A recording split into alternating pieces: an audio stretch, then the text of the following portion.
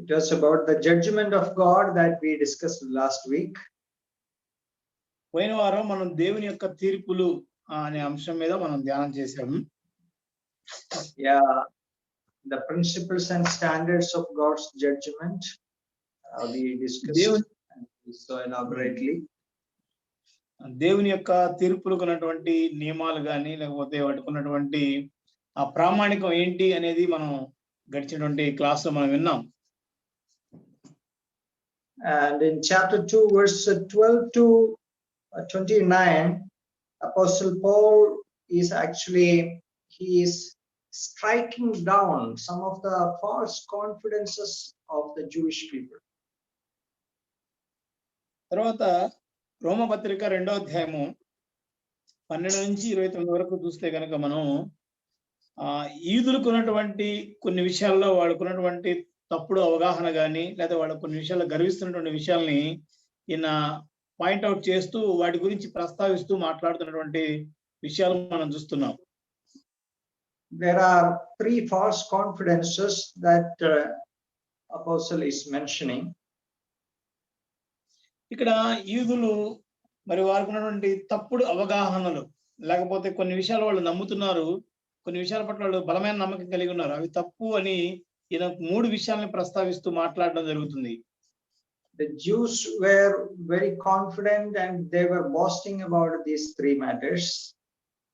ఈ 3 విషయాల పట్ల యూదులు చాలా నమ్మకం కలిగి ఉన్నారు, ఈ తప్పుడు విషయాల పట్ల. అదే విధంగా దాన్ని బట్టి కూడా వాళ్ళు గర్విస్తూ ఉన్నారు. And one was their law or the scriptures which they had received.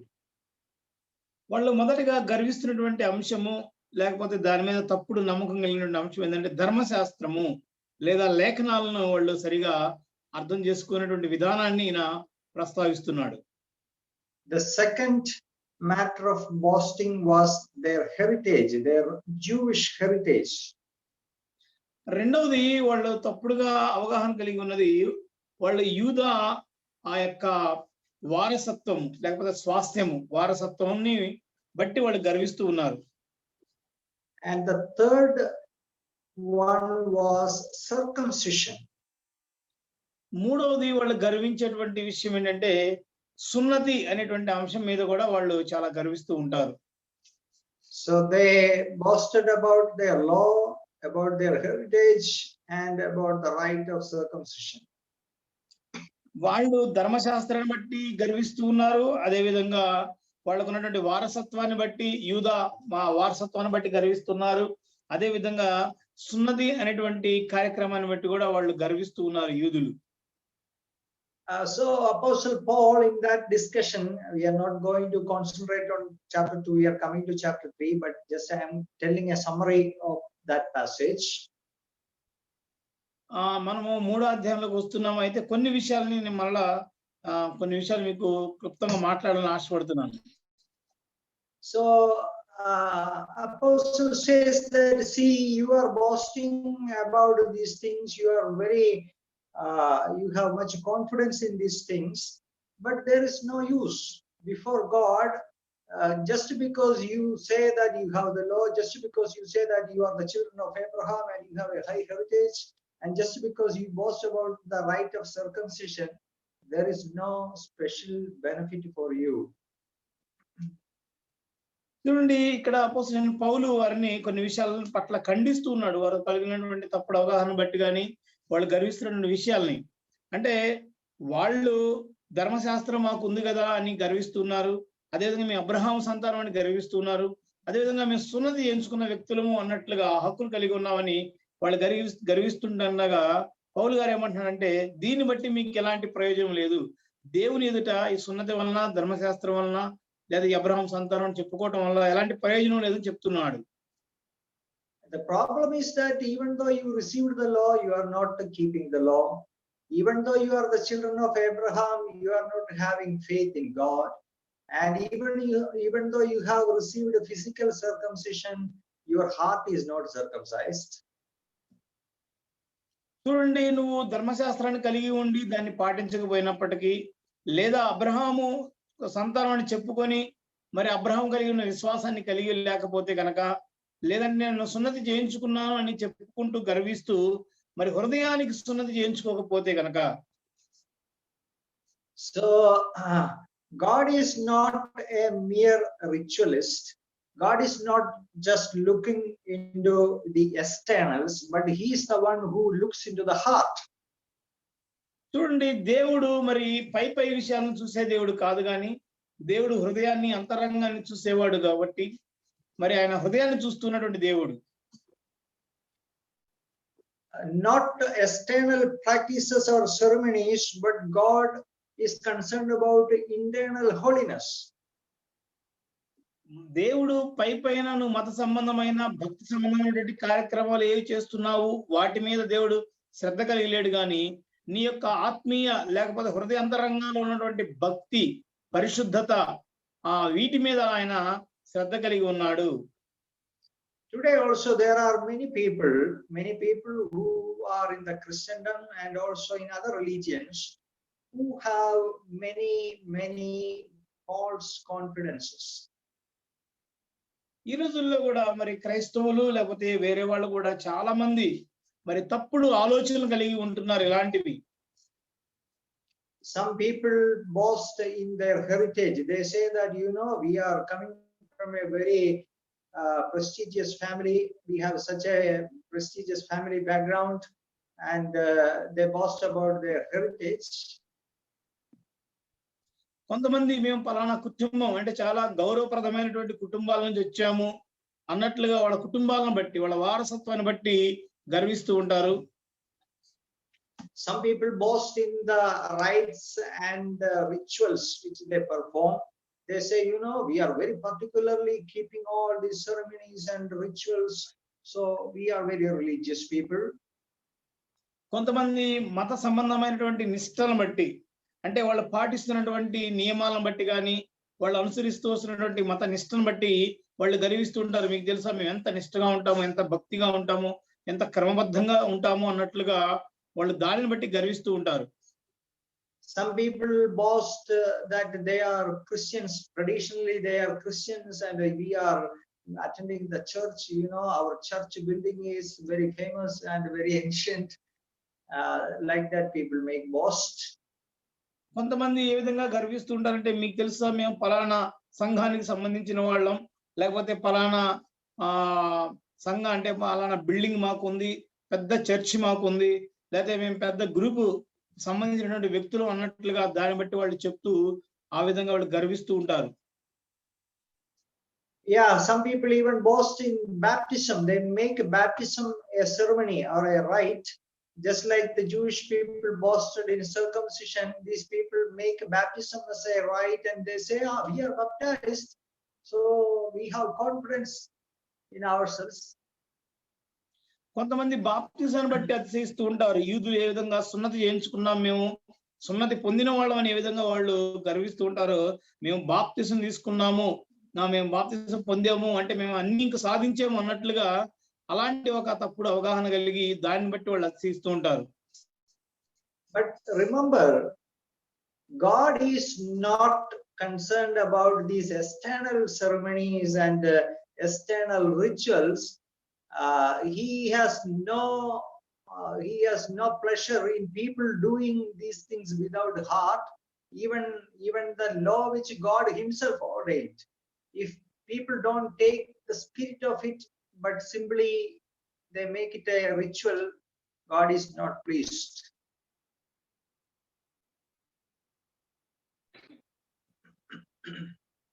చూడండి, మరి జనాలు గనక మరి కేవలము పద్ధతులు పాటిస్తూ లేకపోతే పై ఆచార వ్యవహారాలు మేము చేస్తూ ఉన్నామని చెప్పుకుంటూ ఉంటూ వాళ్ళ హృదయాంతరంగాల్లో నుంచి, అంటే వాళ్ళ యొక్క ఉద్దేశాలు దేవుడికి అనుకూలంగా లేకుండా పై విషయాలను బట్టి వాళ్ళు గర్విస్తూ ఉంటే దేవుడు వాటిని బట్టి ఆనందించే దేవుడిగా ఉండడు. Yeah, God is looking into inward sincerity and purity. That's what God is concerned about. దేవుడికి కావలసినవి లేదా దేవుడు చూసేది లోపల ఉన్నటువంటి హృదయ అంతరంగంలో ఉన్నటువంటి యథార్థత, ఆ యొక్క నిష్టని దేవుడు చూస్తూ ఉన్నాడు. పై విషయాలను దేవుడు చూడటం లేదు.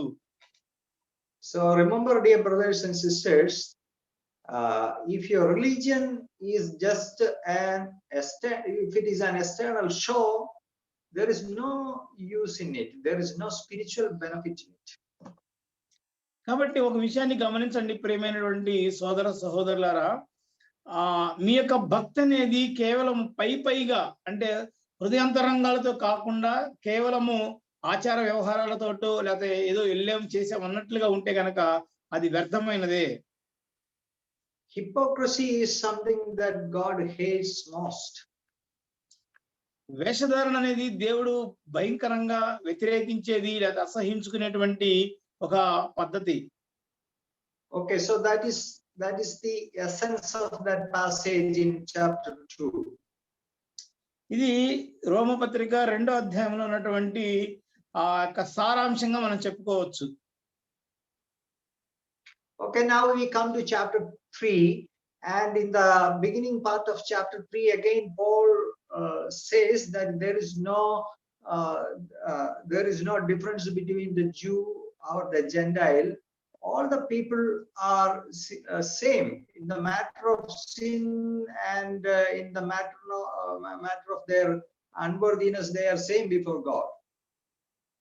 చూడండి, మరలా 3వ అధ్యాయంలోకి వచ్చేలేకే మరి దేవుడు మరలా ఈ అపోస్తలుడైన పౌలు మరలా ఈ ప్రస్తావన తీసుకొస్తున్నాడు. యూదులు అయితే నీకున్న గొప్పతనం ఏంటి, సున్నతి పొందాలని చెప్పుకుంటున్నావు, దానివల్ల ఉపయోగం ఏంటి, ప్రయోజనం ఏంటి? అయితే యూదులైనా లేకపోతే అన్యజనులైనా ఎవరైనా దేవుని ఎదుట పాపం విషయంలో లేకపోతే మనందరం కూడా అయోగ్యులము అన్నటువంటి విషయంలో కూడా అందరూ సమానమే, ఎవరు యోగ్యులు కాదు, ప్రత్యేకమైన యోగ్యత ఎవరికి లేదు అన్నట్లుగా పౌలు గారు మాట్లాడుతున్నాడు. In verse 9, chapter 3 verse 9, we read like this: what then? Are we better than they? Not at all. For we have previously charged both Jews and Greeks that they are all under sin. 9వ వచనంలో మనం చూస్తున్నాం, అలాగైనా ఏమందము, మేము వారికంటే శ్రేష్ఠమా తక్కువ వారమా? ఎంత మాత్రము కాము. యూదులేమి గ్రీసు దేశస్థులేమి అందరూ పాపమునకు లోనై ఉన్నారని ఇంతకు ముందు దోషారోపణ చేసి ఉన్నాను. Okay, now from verse 10 onwards, Apostle Paul is going to present another important aspect of his gospel message. తర్వాత 10వ వచనం చూస్తే అపోస్తలుడైన పౌలు గారు మరి మరొక రకమైనటువంటి చాలా ప్రాముఖ్యమైనటువంటి ప్రసంగాన్ని లేకపోతే ఆ సువార్త సందేశాన్ని ఈ యొక్క వాక్య భాగాల్లో ఆయన మాట్లాడడం జరుగుతుంది. It's good to read verse 10 through verse 31. If you read fast, it's good. 10 నుంచి 31 వరకు మనం ఒకసారి చదువుకుందాం. దయచేసి చూడండి.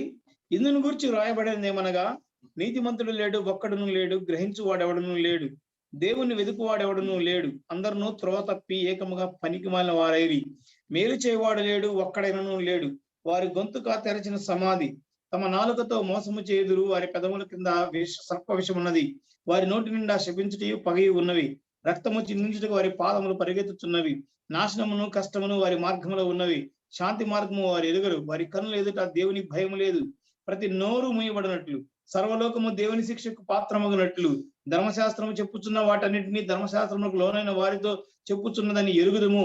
ఎలయనగా ధర్మశాస్త్ర సంబంధమైన క్రియల మూలంగా ఏ మనుషుడు ఆయన దృష్టికి నీతిమంతుడిని తీర్చబడడు. ధర్మశాస్త్రం వలన పాపం ఎట్టిదో తెలియబడుచున్నది. ఇట్లుండగా ధర్మశాస్త్రములకు వేరుగా దేవుని నీతి బయలుపరచబడుతున్నది. దానికి ధర్మశాస్త్రమును ప్రవక్తలను సాక్ష్యం ఇస్తున్నారు. అది యేసుక్రీస్తునందరి విశ్వాస మూలమునదై నమ్మువారందరికీ కలుగు జీవము దేవుని నీతి అయి ఉన్నది. ఏ భేదము లేదు.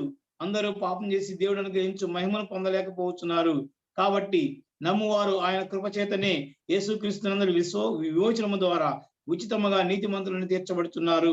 పూర్వము చేయబడిన పాపములను దేవుడు తన ఓరిమి వలన ఉపేక్షించినందున ఆయన తన నీతిని కనబరచవలనని క్రీస్తు యేసు రక్తమునందలి విశ్వాసము ద్వారా ఆయనను కరుణాధారముగా బయలుపరచెను.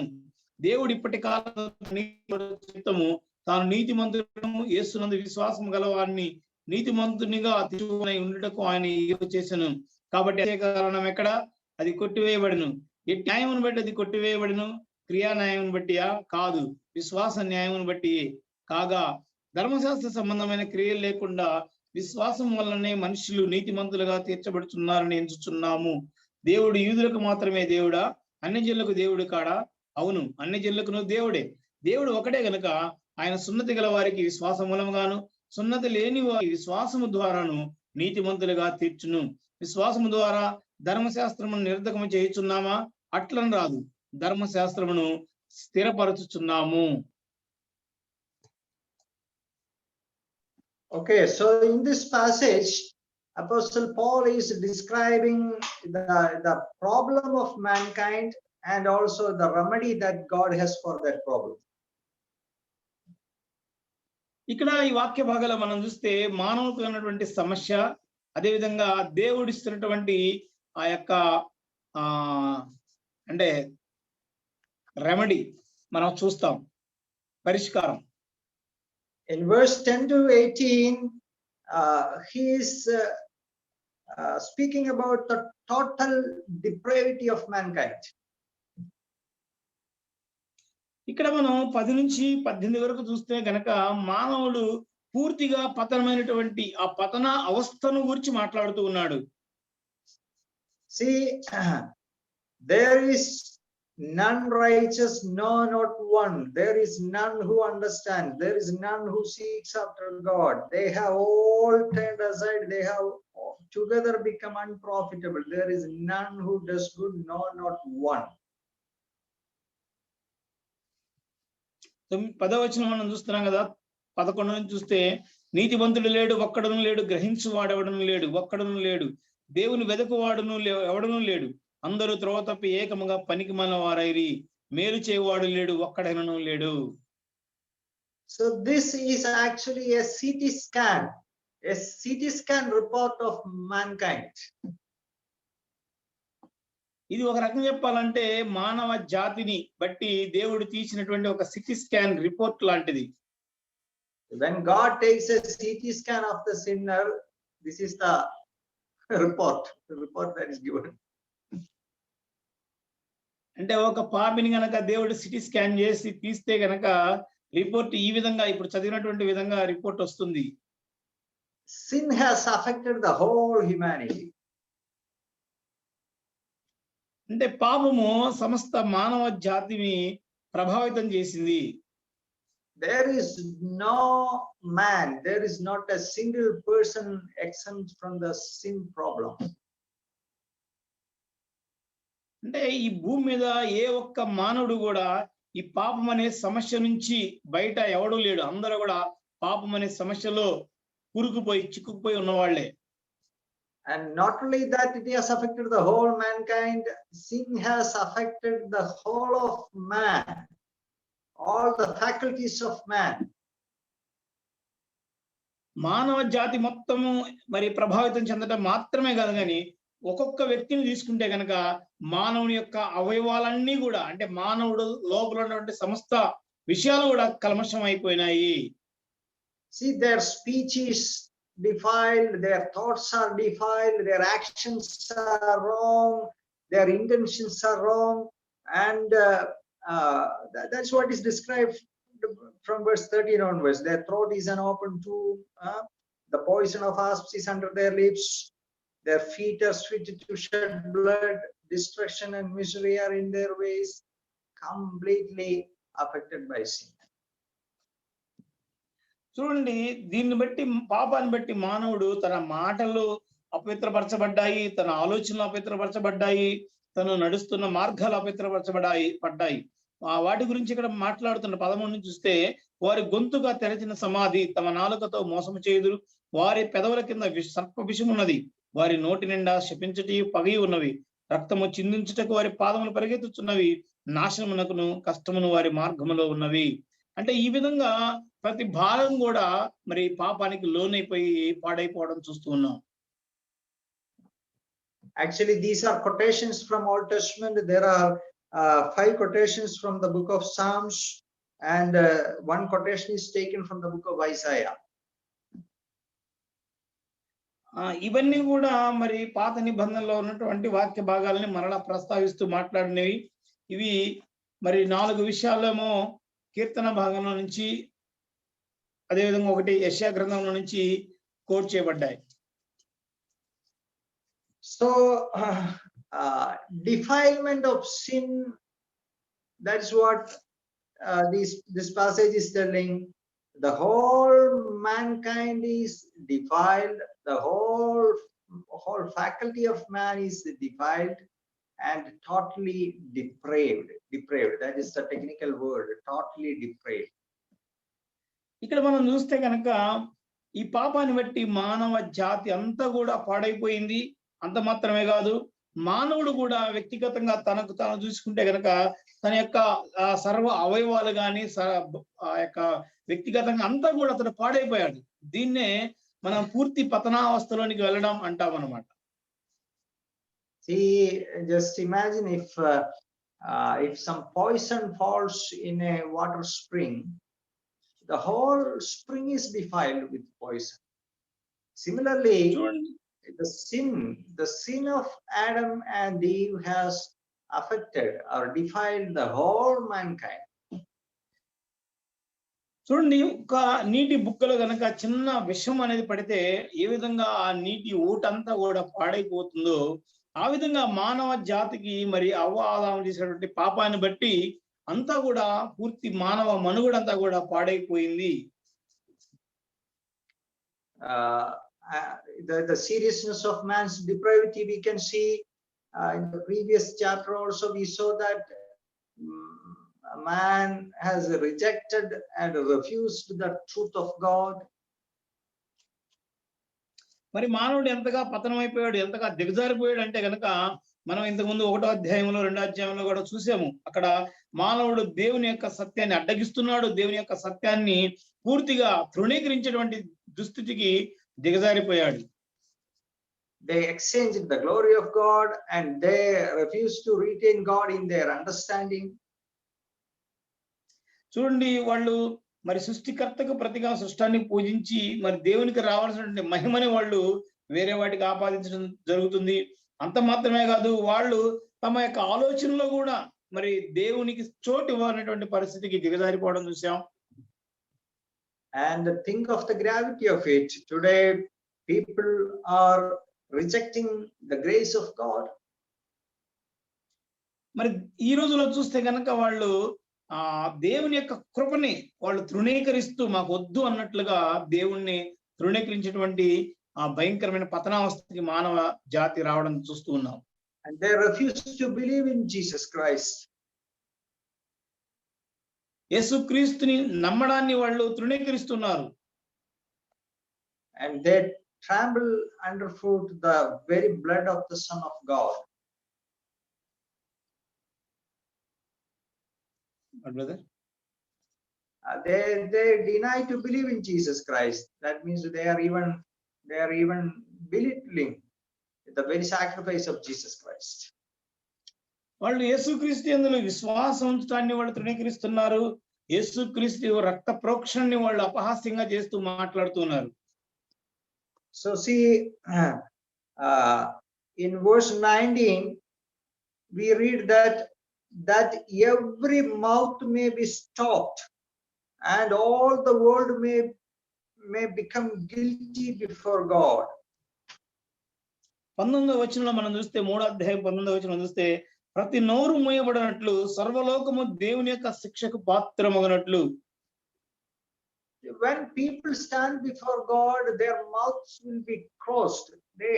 God will give them opportunity to defend themselves. They can say, they can speak, but their mouths will be closed. They have nothing to say.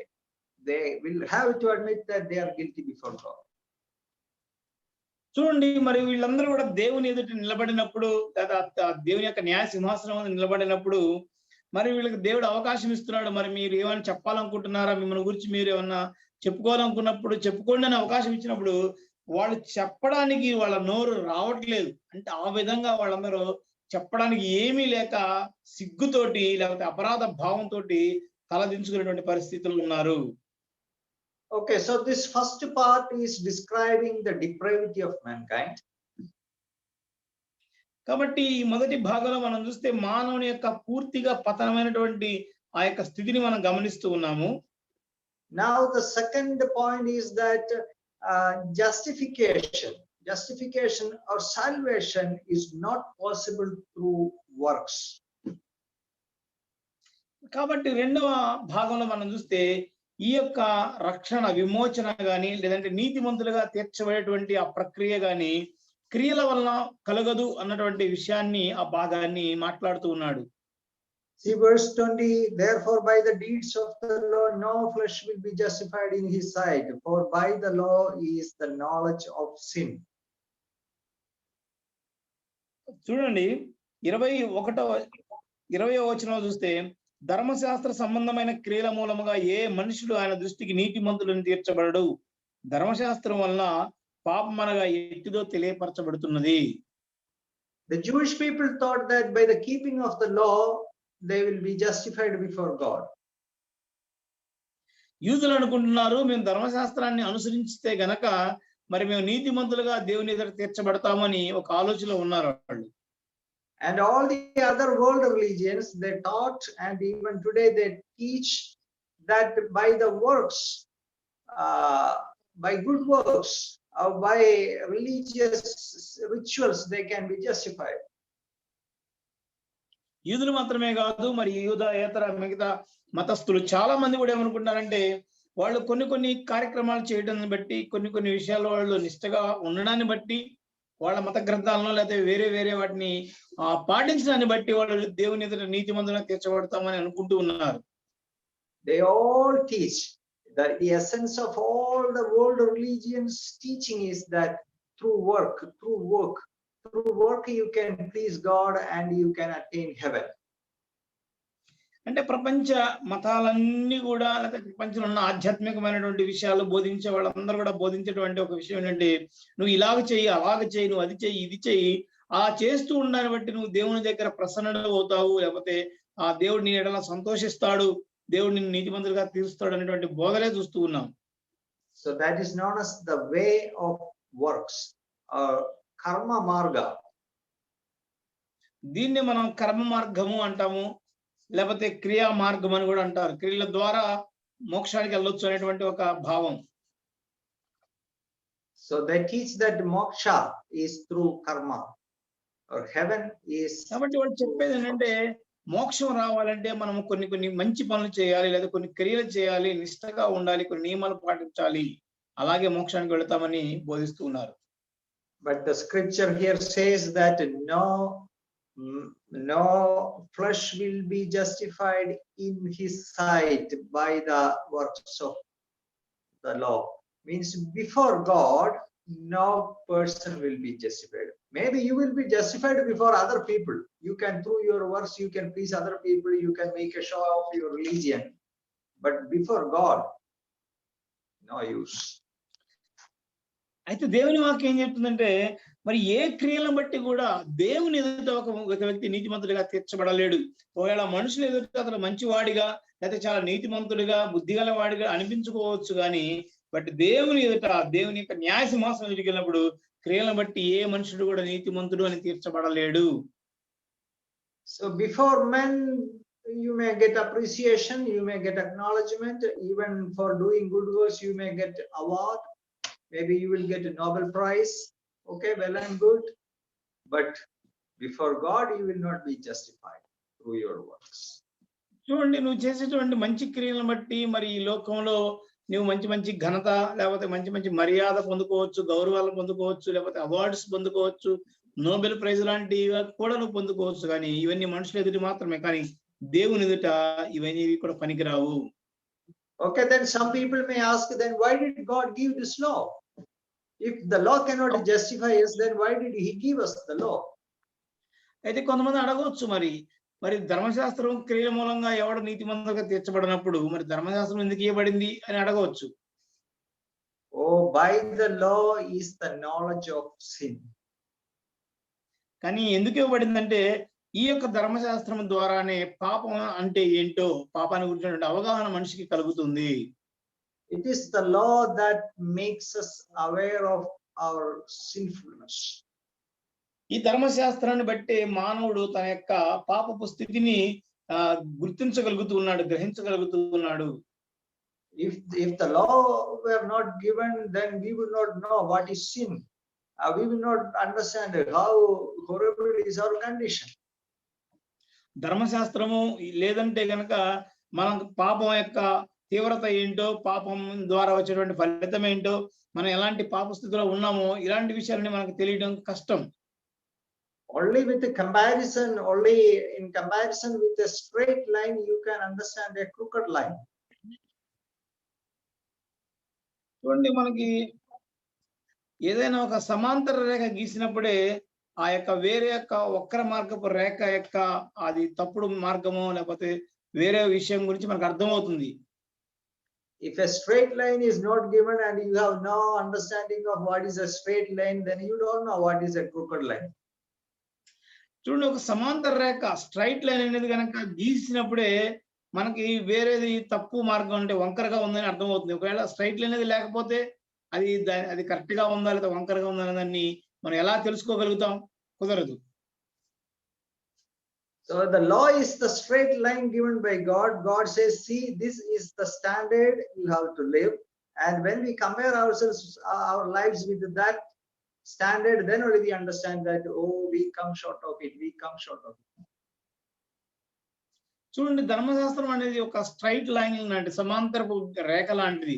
ఈ స్ట్రైట్ లైన్ ఉన్నప్పుడు అంటే నువ్వు ఈ విధంగా జీవించాలి, ఈ విధంగా జీవించాలి, దేవుని యొక్క ప్రమాణం ఇది అని చెప్పబడుతున్నప్పుడు మనకు అర్థమవుతుంది, ఓహో నేను యొక్క మార్గంలో లేను అంటే దేవుడు కోరుకున్నట్లుగా దేవుడు ఆశించిన జీవితాన్ని జీవించట్లేదు అనే ఒక అవగాహన కలిగి నేను పాపిని లేకపోతే దేవుని వాక్యం సరిగా నిలబడలేకపోతున్నా విషయం వాళ్ళకి గ్రహించడం సాధ్యమవుతుంది. Again, to give another example, the law is just like a mirror. ఇంకొక ఉదాహరణ మనం చూస్తే ధర్మశాస్త్రం అనేది ఒక అద్దం లాంటిది. Looking into the mirror, you can see your face and you can understand how ugly your face looks. మనం అద్దంలో చూసుకున్నప్పుడు మనకు అర్థమవుతుంది అన్నమాట, మనం ఎలా ఉన్నామో, మన యొక్క మొహం ఎలా ఉంది, లేకపోతే ఎంత పాడైపోయింది అనేది మనకు అర్థమవుతూ ఉంటుంది. But the mirror will only reveal to you the condition of your face. By using the mirror, you cannot clean your face. If you rub the mirror on your face, the dirt will not go away.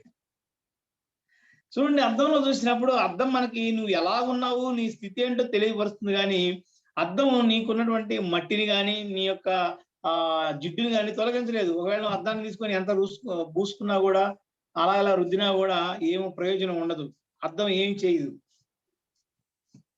Using a thermometer, you can measure how much is your temperature, how much fever you have. నువ్వు thermometer ని వాడితే thermometer నీలో జ్వరం ఎంత ఉందో, వేడి ఎంత ఉందో తెలియపరుస్తుందే కానీ జ్వరాన్ని తీసివేయలేదు. But if you swallow the thermometer, your fever will not go. చూడండి, థర్మామీటర్ ని నువ్వు మింగితే ఆ జ్వరం తగ్గిపోదు కానీ నువ్వు పోతావు. It is said that in a hospital, when a nurse was checking the temperature of an aged father, she kept the thermometer in his mouth and she went for some other work. And he thought that it's a big tablet which he has to swallow.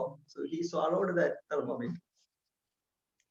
చూడండి, ఒక హాస్పిటల్లో ఒక పెద్ద ఆయన వెళ్ళినప్పుడు ఒక nurse మరి ఆయన నోట్లో థర్మామీటర్ పెట్టి వేడి చెక్ చేద్దామని, జ్వరం చెక్ చేద్దామని పెడితే ఆమె చిన్న పని కోసం పెట్టాం కదా, అది కొన్ని సెకండ్స్ పడుతుందని అలా పక్కకెళ్ళి వచ్చేలాకి ఈయన అనుకున్నాడు ఏదో పెద్ద టాబ్లెట్ లా ఉందని చెప్పేసి దాన్ని మింగేశాడు. So swallowing the thermometer will not heal you of your fever. అంటే ఇలాగ థర్మామీటర్ ని మింగేయటం వల్ల నీ జ్వరాన్ని అది ఏమాత్రం తీసివేయదు. So the Jewish people were trying to swallow the law. They thought that by swallowing the thermometer they will be saved. They tried to swallow the law. World religions today are trying to do the same thing, but by works no one will be justified. చూడండి, ఏ విధంగా అయినా thermometer ని మింగేసి జ్వరాన్ని తగ్గించుకోవాలనుకున్నటువంటి ప్రయత్నం చేశాడు, అలాంటి ప్రయత్నాలనే మరి యూదులు కూడా ధర్మశాస్త్రాన్ని వాళ్ళు మింగడం ద్వారా అంటే ధర్మశాస్త్రాన్ని వాళ్ళు తీసుకోవడం ద్వారా, కలిగి ఉండడం ద్వారా మాకు నీతిమంతులుగా తీర్చబడతామని వాళ్ళు ఆశిస్తున్నారు. కానీ అది జరగదు. అంత మాత్రం కాదు, ప్రపంచ మతాలన్నీ కూడా ఇలాంటి ఆలోచన కలిగి ఉన్నాయి. ఏదో కొన్ని విషయాలు క్రియల్ని మేము పట్టుకొని వాటిని పాటిస్తే మాకు పరలోకం వస్తుంది, మోక్షం వస్తుంది అనేటువంటి ఆలోచన ఉన్నారు. కానీ అలా జరగదు. Oh, then how is justification possible?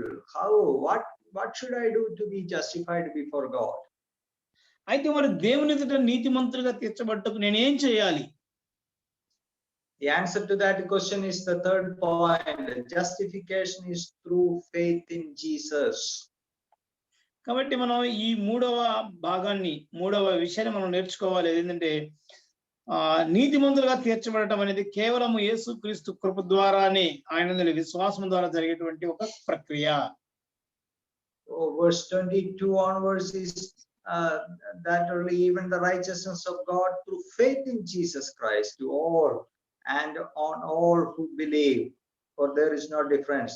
For all have sinned and fall short of the glory of God, being justified freely by his grace through the redemption that is in Jesus Christ Jesus, whom God set forth as a propitiation by his blood through faith. 22 నుంచి మనం చూస్తే కనుక, యేసుక్రీస్తునందలి విశ్వాసం మూలమైనదై నమ్ము వారందరికీ కలుగు దేవుని నీతి అయి ఉన్నది. ఏ భేదము లేదు, అందరూ పాపం చేసి దేవుడు అనుగ్రహించు మహిమను పొందలేకపోవచ్చున్నారు. కాబట్టి నమ్మువారు ఆయన కృపచేతనే క్రీస్తు యేసునందలి విమోచనము ద్వారా ఉచితముగా నీతిమంతులను తీర్చబడుతున్నారు.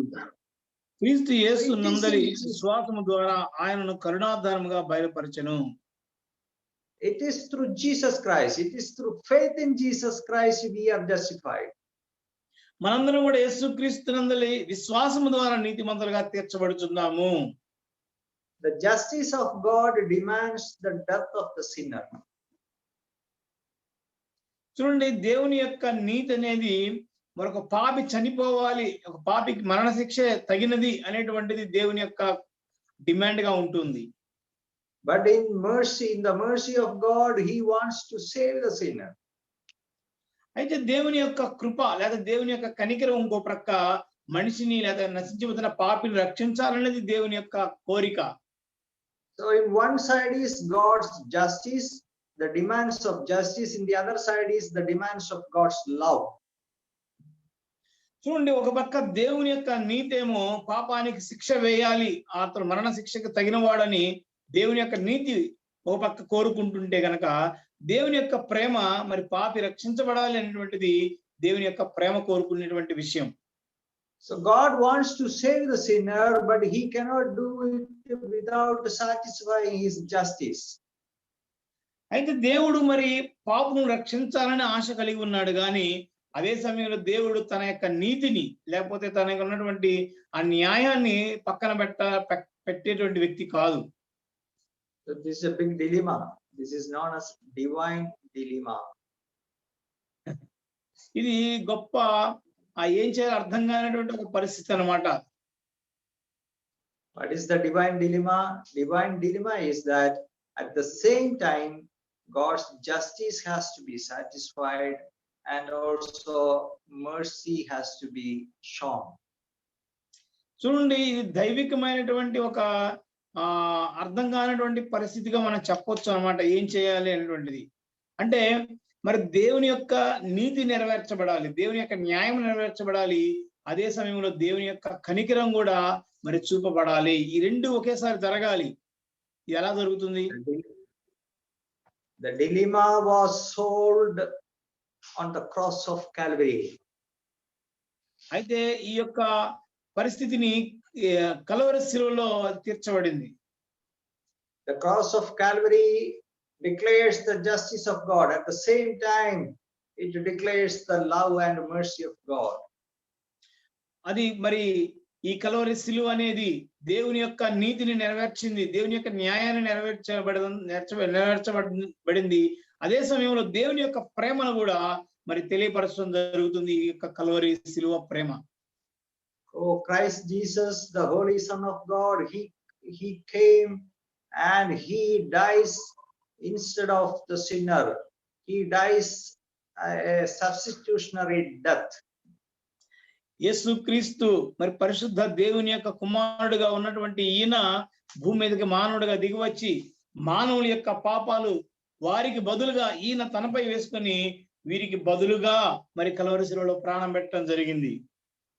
Christ Jesus He is the Lamb of God who was sacrificed for the sins of mankind.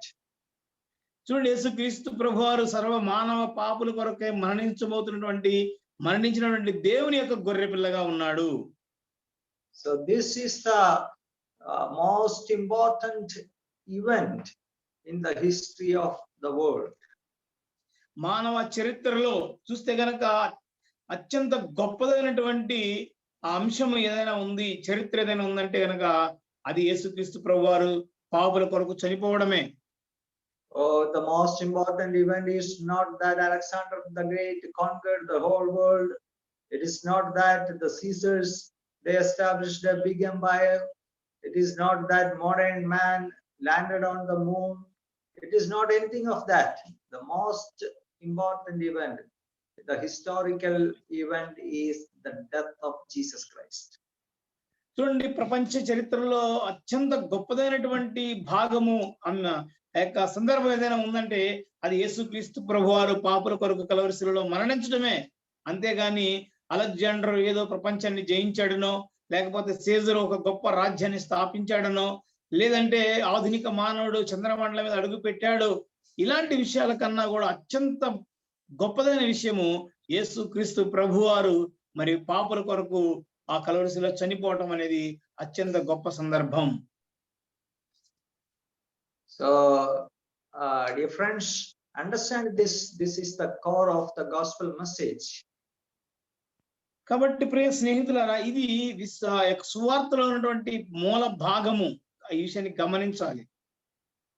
The depravity of sin is total.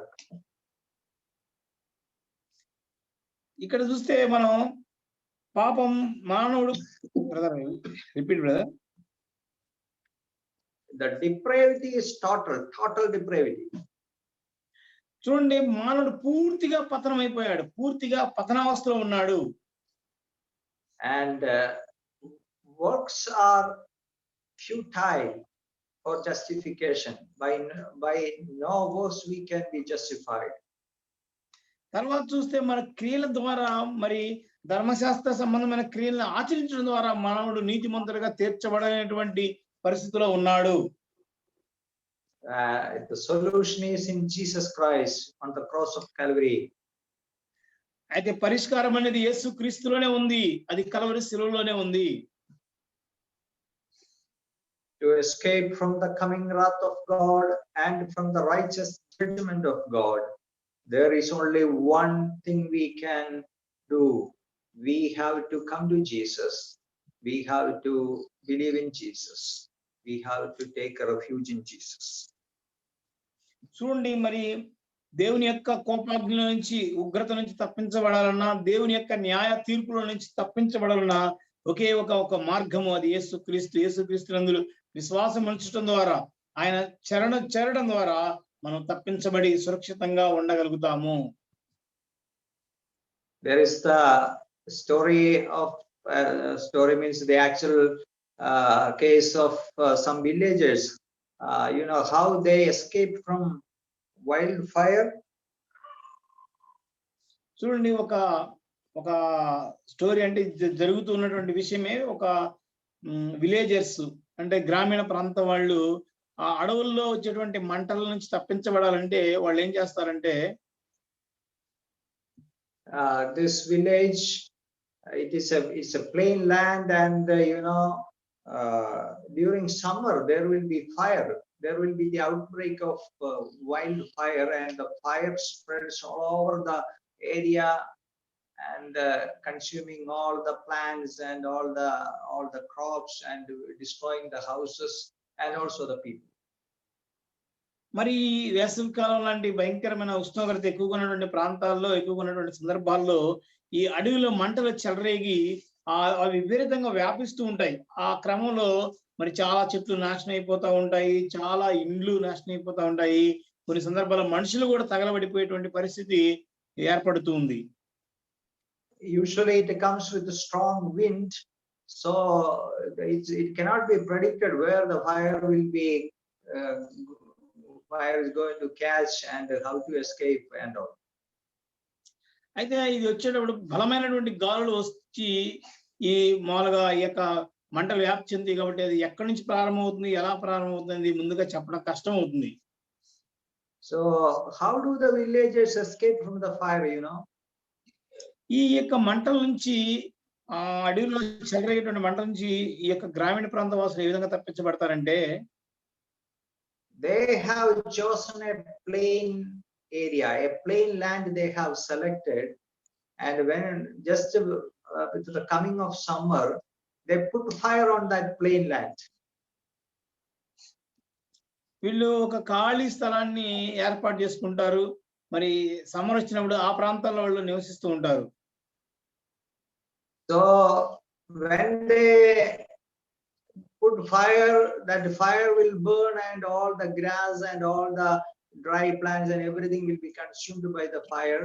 Maybe it will burn for 1 or 2 days and that land will be totally cleared. చూడండి, మరి ఇలాగ మంటలు చెలరేగినప్పుడు ఆ గడ్డి ఇవన్నీ చెట్లు అన్ని కూడా తగలబడిపోతూ ఉంటాయి. దగ్గర 1-2 రోజులు ఆ మంటలు అలాగనే వ్యాపించి అలాగా మంటలు చెలరేగుతూ ఉంటాయి. Now when the wildfire starts, what do the villagers do? They all run to that plain ground where already the fire had consumed everything. So it is a safe place. The fire cannot catch it again. No? All the villagers gather in that area and there they have protection. చూడండి, ఈ మామూలుగా అడవిలో బలమైనటువంటి తుఫాన్లు లేకపోతే ఈ మంటలు చెలరేగక ముందే గ్రామీణ వాసులు ఏం చేస్తారంటే కొంత ఏరియాని వాళ్లే తగలబెట్టేస్తారు. తగలబెట్టేసి అక్కడ ఉన్నటువంటి ఆకులు, అలములు, చెట్లు అన్ని కూడా తగలబడిపోయి ఎండిపోయి అంతా కూడా ఖాళీ స్థలం ఏర్పడుతుంది అనమాట.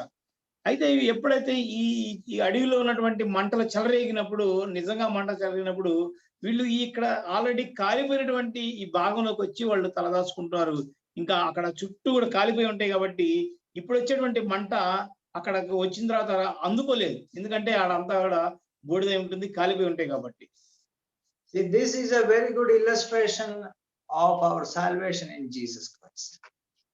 కాబట్టి ఇది మనకు ఒక చక్కటి ఉదాహరణగా అర్థమవుతుంది. మన రక్షణకి యేసుక్రీస్తు ద్వారా మనకు కలిగేటువంటి రక్షణకి ఇది చాలా చక్కటి ఉదాహరణ. The wrath of God is going to burn on the whole world. దేవుని యొక్క ఉగ్రత లోకాన్నంతా కూడా దహించి వేయబోతా ఉంది. All the sinners will be consumed in the wrath and in the judgment of God. దేవుని యొక్క ఉగ్రతలో, దేవుని యొక్క తీర్పులో సకల పాపులు కూడా మరి వాళ్ళందరూ కూడా కాలిపోయేటువంటి ప్రమాదం ఉంది. But Jesus Christ, the Son of God, he already has borne the wrath of God on the cross of Calvary. అయితే యేసుక్రీస్తు ప్రభువారు దేవుని కుమారుడు, ఆయన మరి మనకు ముందుగానే ఆ యొక్క దేవుని యొక్క ఉగ్రతని ఆయన భరించి కల్వరి శిలువలో దాన్ని తీసుకోవడం జరిగింది, ఉగ్రతని. Now if we go and take a refuge in Jesus Christ, we will be safe in him. We will be safe. అయితే మనం గనక ఇప్పుడు వెళ్ళి ఆ యొక్క యేసుక్రీస్తు అనేటువంటి ఒక ఆశ్రయ దుర్గంలో మనం గనక ఉండగలిగితే మనము రాబోయేటువంటి ఉగ్రత నుంచి తప్పించబడతాము. So make sure that you have taken refuge in Jesus Christ. కాబట్టి యేసుక్రీస్తులో ఇలాంటి ఒక సురక్షితమైనటువంటి ఆశ్రయ దుర్గాన్ని కలిగి ఉన్నావా లేదా అన్నటువంటి దాన్ని నిశ్చయం తెలుసుకో, నిశ్చేతన తెలుసుకో. There is no condemnation to those who are in Christ Jesus. క్రీస్తు యేసునందు ఉన్న వారికి ఏ శిక్షా విధి లేదు. God bless you. దేవుడు మిమ్మల్ని దీవించును గాక. ఆమేన్. Thank you, brother.